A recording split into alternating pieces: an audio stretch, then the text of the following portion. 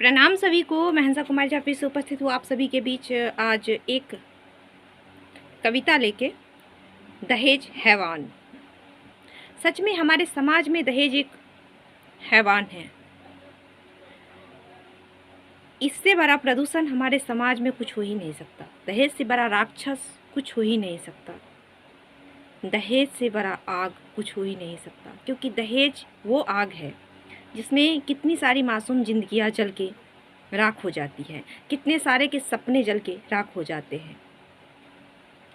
भले ही दिमाग कम हो, लेकिन पैसा अधिक होने पे भी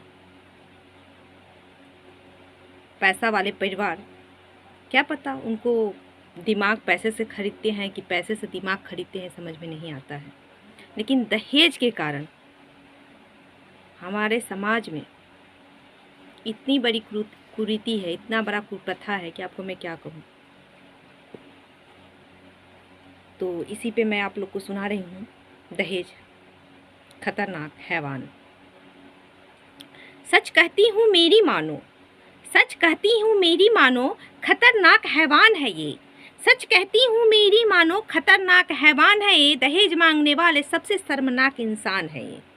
दहेज मांगने वाले सबसे शर्मनाक इंसान है ये।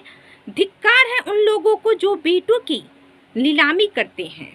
धिक्कार है उन लोगों को जो बेटों की नीलामी करते हैं। पैसों के लिए सीता को छोड़ सुपनेखा की हामी भरते हैं।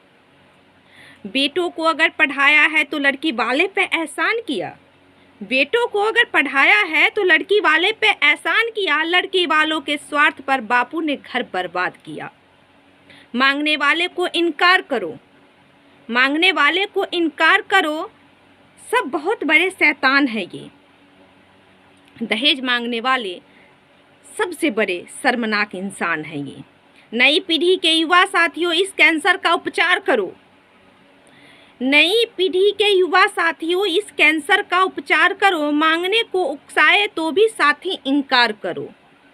अपने लिए है, अपना कर्तव्य नहीं, अन्य पर एहसास है ये। दहेज मांगने वाले बड़े शर्मनाक इंसान है ये।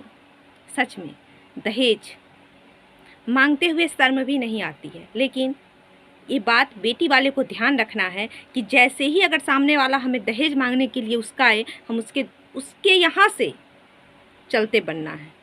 उसी समय समझ जाइए कि इसकी औकात क्या है। जब ये हमसे ही मांग रहा है तो इसकी औकात क्या है।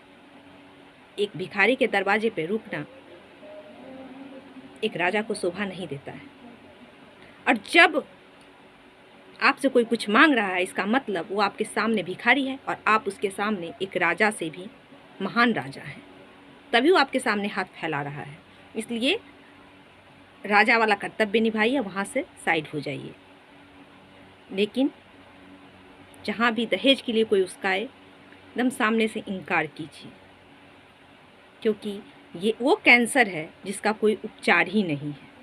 चाहे कैंसर होने पे अंग काट के हटा दिया जाए तो इंसान जिंदा रह सकता है, लेकिन समाज में दहेज वो कैंसर है जिसको समाज से निकालने के लिए समाज कोशिश ही नहीं करता है, उसको बढ़ावा देता है।